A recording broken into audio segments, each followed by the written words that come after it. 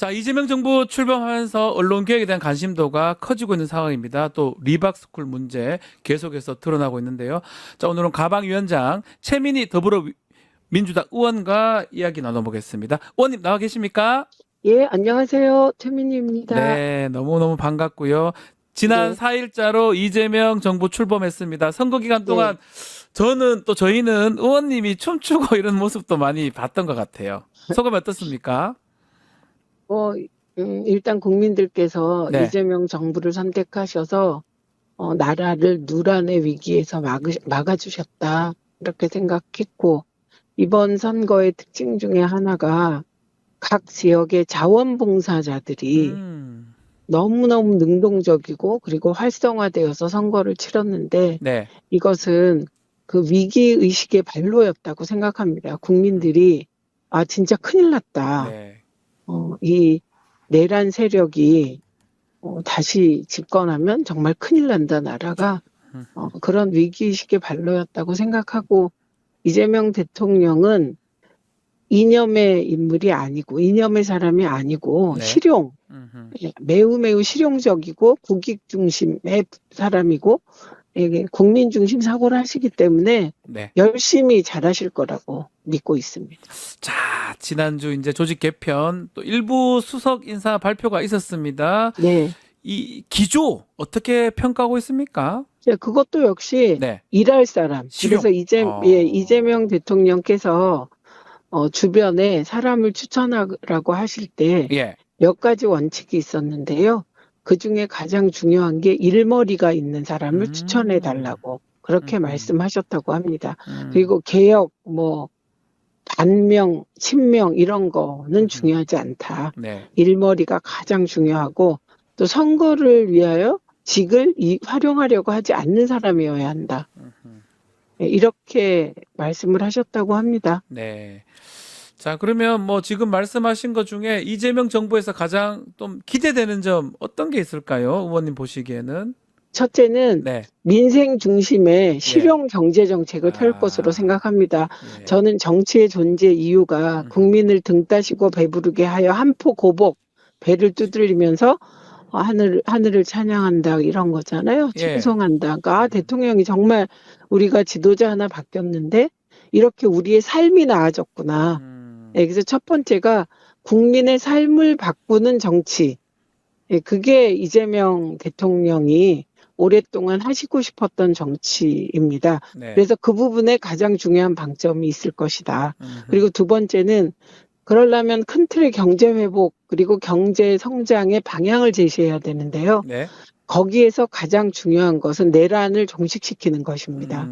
우리가 봤잖아요. 네. 비상계엄이 일어나니까 우리의 일상의 삶이 파괴되고 국격이 추락하고 그다음에 경제 지표가 한없이 떨어지는 걸 봤잖아요. 맞습니다. 그래서 내란을 종식하고 민주 회복, 민주주의가 튼튼하게 저 나라에 자리하고 있다는 메시지가 전 세계에 나가야 그 외교가 잘 되고 외교라는 게 사실은 기본이 경제 잘하게 하기 위해 외교하는 거잖아요. 네. 그래서 내란 종식이 매우 매우 중요하다. 이게 두 번째고요. 네. 세 번째는 그 개혁을 하지 않으면 윤석열, 김건희가 망쳐놓은 기강을 잡을 수가 없습니다. 우리가 많은 걸 봐왔지만 검찰이 이토록 윤석열과 김건희 한 부부를 위하여 작동한 적이 있습니까? 없잖아요. 네. 그리고 방송도 마찬가지입니다. 음흠. 방송계 주요 인사들이 김건희에게 예를 들면 그 고급 디올백을 파우치라고 하면 발탁되고 네. 그리고 김건희를 평범한 주부다 이렇게 해서 방어하면 주요 자리에 발탁되고 이거 있을 수 없는 거잖아요. 그렇죠. 그래서 개혁의 핵심은 음흠. 원칙과 기강을 세우는 것이라고 생각하고 그것을 제도가 뒷받침하게 만드는 거라고 생각해서 네. 검찰 개혁 그리고 저희 과방위는 방송 개혁 언론 마무리하겠습니다. 그 언론 개혁 질문 한번 드려보겠습니다. 윤석열 정부 때 돌아보면 정말 이틀막 정부 아니었나 이런 생각이 좀 네. 드는데 네. 가방위원장이십니다. 언론 개혁을 위해서 어떤 게 필요하다고 보십니까? 우선 언론 개혁이라고 얘기를 하면 신문까지 다 들어가거든요. 신문까지요. 예. 근데 신문 개혁은 음흠. 문체위 소관입니다. 맞습니다. 예. 예, 문화체육위원회. 그래서 과방위 소관이 아니라는 점 음, 우선 가닥부터 잡아서 말씀드리고요. 예. 저희는 어쨌든 방송, 통신 이쪽 개혁을 얘기하는 겁니다. 네. 근데 개혁의 방향은 크게 두 가지라고 생각해요. 일단 공영방송을 중립화시키고 독립시켜서 방송의 자유를 극대화해 주는 것. 음흠. 네, 그래서 요거는 방송사법 개정안이 이미 올라가 있고 네. 그중에서 방통위 개혁안은 과기부 개혁안과 같이 정부조직 개편과 맞물려야 되기 때문에 예. 그것은 시간이 조금 걸릴 것 같고요. 음흠. 방송 3법은 빠른 시일 안에 통과시켜야 한다고 지난 생각합니다. 거부권 때문에 막혔던 거죠?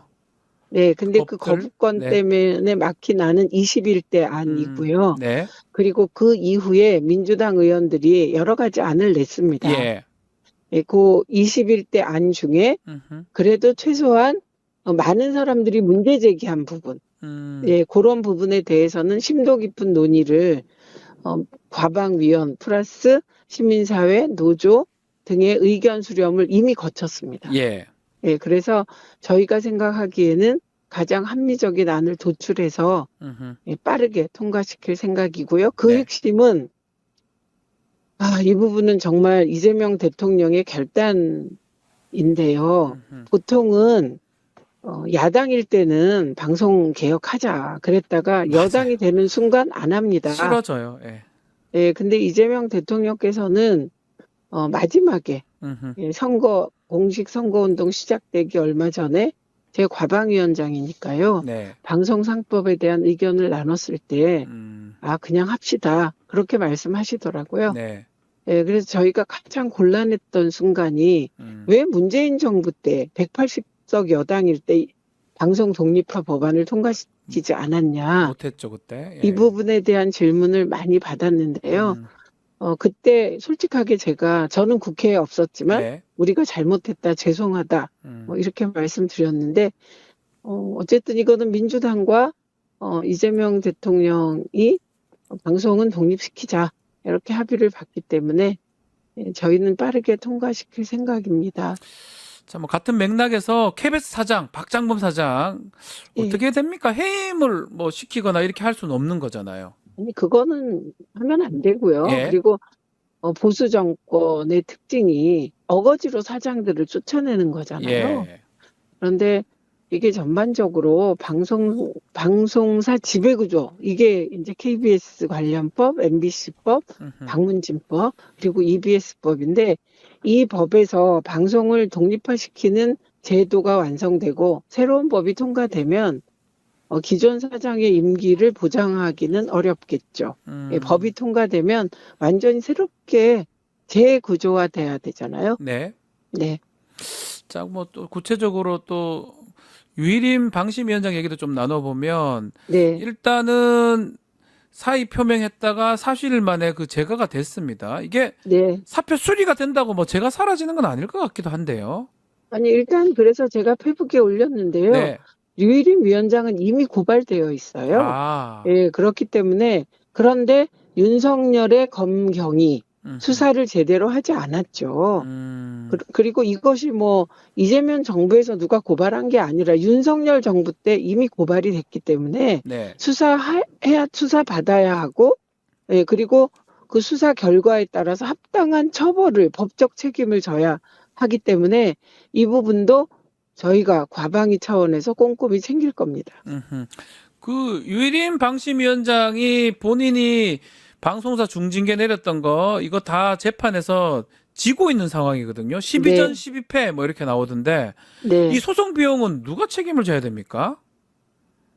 이 행정행위에 따른 소송 비용이기 때문에 네. 이 부분에 대한 책임을 물을 수 있을지 예, 이건 법적 검토가 필요하겠지만 네. 검토할 겁니다. 그리고 무리한 소송 남발에 대해서는 직권남용의 책임을 져야 하는데요. 네. 이 소송의 주체는 방심위가 아니고 방통위입니다. 방통위. 예. 예, 그래서 유일임 위원장이 단독으로 윤석열 정권의 비판적인 김건희에 대한 사실보도 정론 기능을 한 방송에 대하여 단독으로 심의를 했다고 보기 어려운 상황이라 네. 저희가 이번에 민주당 원내대표 선거가 있습니다. 그렇죠. 저희는 방송 장악 국정조사를 동의하는 분에게 표를 주겠다. 아. 이렇게 이미 얘기를 해놓은 상황이고요. 예. 그래서 저는 이 윤석열 정권의 방송 장악이 저 개인적으로는 청와대 차원에서 이루어진 것으로 보고 있습니다.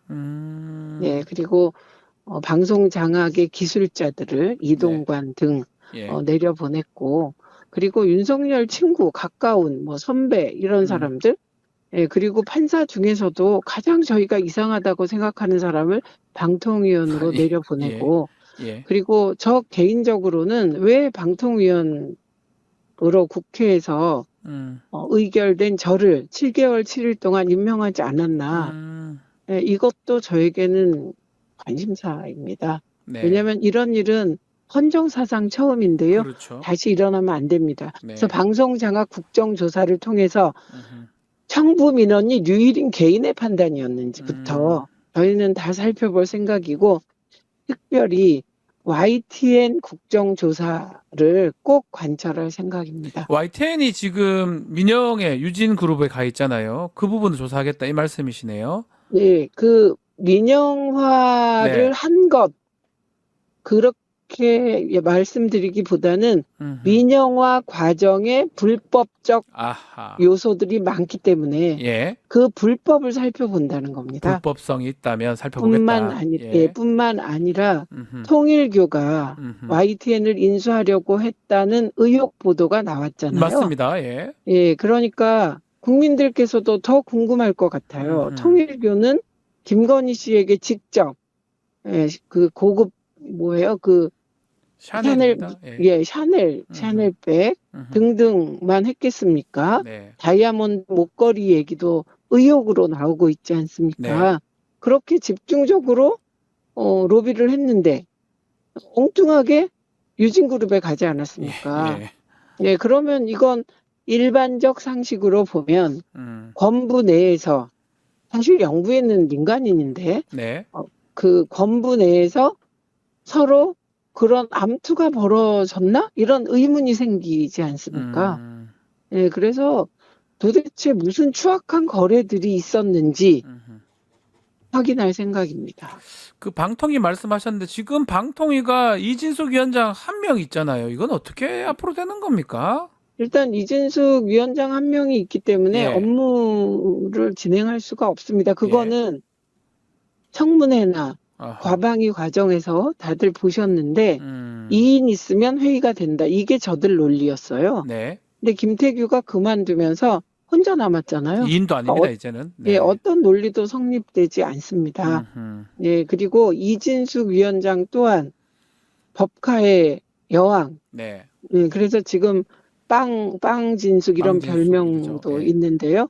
관련하여 고발돼 있고 수사가 다른 부분은 거의 진행이 된 것 같습니다. 아하. 예를 들면 대전 MBC 그리고 관계된 곳들은 수사가 된 것 같고, 오직 이진숙에 대해서만 직접 조사가 없었던 것 같아요. 네. 그래서 이 부분도 형평성에 맞게 수사가 돼야 된다고 생각합니다. 그러니까 윤석열 검경의 특징은요, 친국힘 인사들은 무슨 짓을 해도 봐주고, 질질 끌고, 친민주당, 그 다음에 이재명 대통령, 조국 전 대표 주변에 대하여는 정말 사돈팔촌까지 탈탈 턴다는 비난을 받았잖아요. 그렇죠.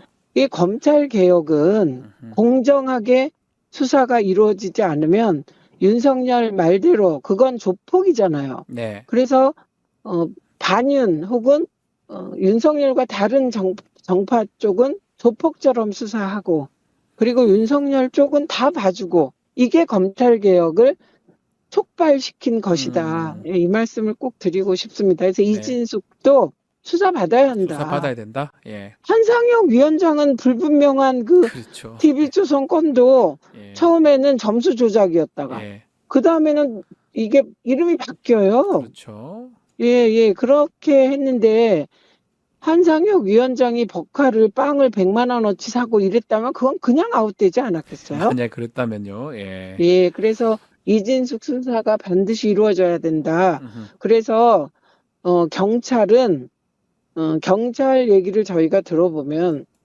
그 부분이 검찰의 수사 지휘를 아직 받게 되는데 검찰이 소극적이다라는 식의 얘기를 들었습니다. 네. 예, 그래서 어쨌든 빨리 수사해 주시기 바랍니다. 리박스쿨 이야기 좀 해보겠습니다. 지금 리박스쿨 손 대표가 설립한 한국늘보험교육연합회. 네. 요게 지금 뭐 강사 연수로 뭐 강사료 900만 원 지급됐다는 것도 있고. 서울 교대를 통해서. 예, 서울 교대 통해서요. 네. 이게 아이들한테 극우단체 논리를 가르친다. 또 국가의 돈도 지급되고. 이거 어떻게 봐야 됩니까? 네, 이 부분은 네. 지금 대선이 끝났고 네, 이제 이게 끝났습니다. 이제 예. 저희의 경우도 과방위와 관련된 부분을 좀 들여다보다가 몇 개를 저희가 내보냈는데요. 근데 중요한 건 그런 개별 사안이 아닙니다. 아, 이게 MB 때 댓글 공작이 시작되잖아요. 예. 그런데 그때 MB 때 여러 가지 구조를 개편하려는 시도가 있었습니다. 우선 방송 쪽에 보면 종편이 그때 생겨요. 맞습니다. 예. 예, 그리고 그때 종편만 생긴 게 아니라 보수적인 그 방송학자들이 주장한 게 공영방송위원회만 따로 만들고 방송 정책 기능을 방송통신부 독임제로 가져오자. 이런 구조 개편 논의를 한 적이 있어요. 네. 그러면서 종편을 추진해서 그때 지금 다들 기억을 상기시켜 보면 그때 종편이 들어오면서 보수 의제를 예, 우리 사회를 보수적인 의제가 지배하는 사회. 그래서 그 보수 의제 중에 하나가 친일이었어요. 친일. 친일. 그게 예. 뉴라이트도 그때 맥을 같이 하면서 움직여요. 네. 예, 그래서 이게 일본 자민당식의 영구 집권 음모고 정치적으로는 그게 내각제를 시도할 것이다. 예, 요런 얘기가 그때 위기처럼 저희들 사이에서 돌았습니다. 네. 그런데 그 중에 공영방송위원회를 만들고 방송 정책을 정부로 이관하는 것은 그거는 사회적 논의를 하면 지게 되어 있습니다. 네. 방송 정책을 독임제 부처로 가서 대통령이 직할하겠다는 거잖아요. 네. 근데 이게 민주당 일부에서 비슷한 주장을 하는 분들이 계신데 그건 과방위원 전체가 반대한다는 점 말씀드립니다. 네네. 그래서 이런 여러 가지 보수화, 사회를 완전 보수화시켜서 궁극적으로는 일본처럼 국민들의 역동성을 억압하고 이런 것으로 가게 되고 특히 친일 문제에 대한 영원한 면죄부를 주고자 하는 아하. 그런 의도 하에 저는 리박스쿨도 기획된 한 파트라고 봅니다. 아, 기획된 것이다 이것도. 저는 그렇게 봅니다. 그렇기 때문에 잠시만요. 예. 아, 예, 예. 저희가 지금 네. 개별적으로 접근하고 있는데 이거는 종합적으로 접근해야 되는 사안이고 그다음에 요것과 관련하여 제가 EBS 장악에 대하여 저들의 네. 좀 의문을 가졌었거든요. EBS 요? EBS는 네. 보수 정권들이 저렇게까지 하지 않았어요. 음. 그런데 EBS를 저렇게까지 장악하려고 하는 이유 역시 EBS가 교육방송이고 성인 교육도 하거든요. 네. 할 수 있기 때문에 저는 EBS를 통하여서도 똑같이 특히 역사관에서는 친일, 네. 예, 그다음에 보수적인 의제를 의제화시키는 한 단위로 EBS를 활용하기 위한 장기적 포석이었다. 그리고 저 개인적으로는 그 MB 때 했던 이런 그 보수 의제, 특히 친일 문제에 대한 해결, 그래서 네. 나라를 친일로 몰고 가려고 한 것으로 보고 그 중심에 김태효가 있다고 저 혼자 생각합니다. 김태호 차장이 추측합니다. 중심에 있다. 네, 안보실 저는 차장 그분에 대하여 김태효에 대하여 아무런 조사도 수사도 이루어지지 않는 것. 그것도 신기해요. 그게 이해가 안 가고요. 예. 이번 내란의 기획자, 내란의 목표, 그게 위기의식, 위기 때문에 그랬다. 명태균 등등의. 그것도 있겠지만 저는 이건 오랫동안 기획된 그 커다란 프로젝트의 일환이기 때문에 음흠. 기획팀이 있다고 늘 의심했고요. 네. 저 개인적으로 완전히 추측인데요. 네. 김태효가 그 중심에 있지 않나 이렇게 아, 늘 의심하고 있었습니다. 김태호가 아무런 처벌 없이 아무 수사 없이 지금 진행되는 것 같습니다. 그러니까 저희가 예. 그나마 국회에서 국정조사도 해서 비상계엄과 관련한 음흠. 친위 쿠데타와 관련한 뭐 여러 가지를 밝혔는데 전혀 접근하지 못한 게 대통령실입니다. 그러니까요. 예. 아니 당장에 윤석열이 나와서 읽은 비상계엄 문건은 어떤 경로를 통하여 누가 작성했는가? 음흠. 대통령실 내부에 비상계엄 관련한 회의는 없었는가? 매우 궁금한 사안이잖아요. 궁금합니다. 보통 일을 네. 기획할 때 저희 예. 의원실에서 뭔가를 폭로할 음. 때도 부장관들하고 먼저 회의하거든요. 맞습니다. 예. 그리고 사실을 추출한 다음 원내 지도부에게 보고를 하는데 음흠. 지금 그 모든 내란 관련 수사에 핵심 코어가 빠진 거죠. 네. 머리, 기획. 예, 그래서 이게 단지 김용현과 윤석열이 술 먹다가 하자. 저는 이건 페이크라고 봅니다. 아니다고 보시고. 네. 좀 마지막으로 이렇게 참 댓글 조작, 여론 형성 이런 것들 막기 위해서 가방이 앞으로 뭐 어떤 걸 좀 하십니까? 저희는 댓글이 주로 네이버나 다음이나 포털에서 댓글이 맞습니다. 진행되잖아요. 예, 포털 그래서 사이트. 이미 예. 저희 이미 그 포털 사이트 들에게 자료 요청도 하고 있고 예. 세심하게 들여다보고 있습니다. 음. 예, 그리고 그러나 국민 여러분께서 좀 스스로를 믿으셔도 되는 것은 조중동 보수 언론의 민주당 흔들기, 이재명 대통령 흔들기, 그리고 그게 방송까지 넘어가서 네. 장악된 KBS, 그리고 능동적, 자발적으로 친윤을 하는 보수 종편들, 그리고 보도 전문 채널, 특히 네. YTN 보도 매우 심각했는데요. 음흠. 뭐 연합뉴스는 또 YTN 쫓아가고 네. 패널들도 저는 이해할 수 없는 패널 구성이고 맞습니다. 이런 상황 하에서 음. 이겼다는 겁니다. 국민들이 승리하신 거예요. 그래서 방송 결정론, 댓글 결정론 이런 건 성립하지 않습니다. 음흠. 예, 그렇기 때문에 깨어있는 시민들의 조직된 힘, 네, 그리고 이재명 대통령 후보의 정말 이번 선거에서 보여준 네. 그 절절한 마음, 음흠. 애국적 충정, 충직한 국민들에 대한 충직한 마음이 합쳐져서 이겼잖아요. 네. 다만 여러분이 저희가 계속해서 제가 인사를 해요. 감사 인사를. 네. 대선 딱 우리가 이기고 그 다음날 인사를 하는데 매우 우울하신 거예요. 이겼는데도. 이겼는데도요? 예. 예, 이유가 뭐냐. 어떻게 내란 세력이 쿠데타까지 했는데 40%를 넘을 수가 많이 있습니까? 받았다 이 말씀이네요. 예. 예, 그래서 그 이유가 우리가 그래도 380만 표, 400만 표 가까이 이겼잖아요. 네. 대승인데 음흠. 그래도 40% 넘는 건 상처받았다, 우리. 음흠. 네. 우리가 이런 환경이냐. 맞습니다. 그리고 그 환경 중에 하나가 그런 보수적인 그 방송 지형, 언론. 신문 지형, 네. 예, 그거고. 그러나 그래도 MBC를 비롯한 일부 방송들이 종민적 시각에서 같이 열심히 정론 보도를 해줬기 때문에 우리가 이길 수 있었다. 그래서 해결할 수 있다, 이것도. 해결할 수 있다. 예, 이렇게 스스로를 믿으시면 될 것 같아요. 알겠습니다. 네. 의원님 말씀 오늘 여기까지 듣겠습니다. 감사합니다. 네, 고맙습니다. 최민희 더불어민주당 의원과 함께했습니다.